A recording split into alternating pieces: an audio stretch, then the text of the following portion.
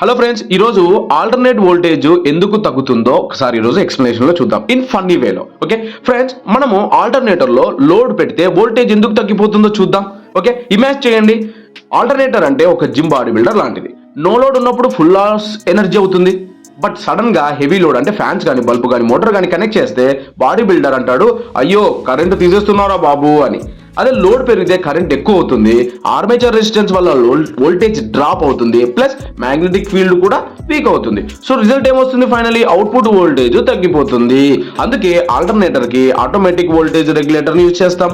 తక్షణం అది ఎగ్జైట్ చేసి వోల్టేజ్ ని బ్యాలెన్స్ చేస్తుంది. ఇంకా సింపుల్ గా చెప్పాలంటే లోడ్ పెరిగితే ఆల్టర్నేటర్ కి బ్యాటరీ డ్రైన్ అయిపోతుంది.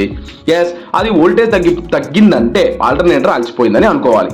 ఓకే ఫ్రెండ్స్, ఇలాంటి వీడియోస్ మీకు నచ్చినట్టయితే లైక్ చేయండి, షేర్ చేయండి, కామెంట్ చేయండి. ఇలాంటి వీడియోస్ ఇంకా మీకు కావాలి అనుకుంటే మాత్రం సబ్స్క్రైబ్ చేసుకోవడం మాత్రం మర్చిపోదండి. Thank you.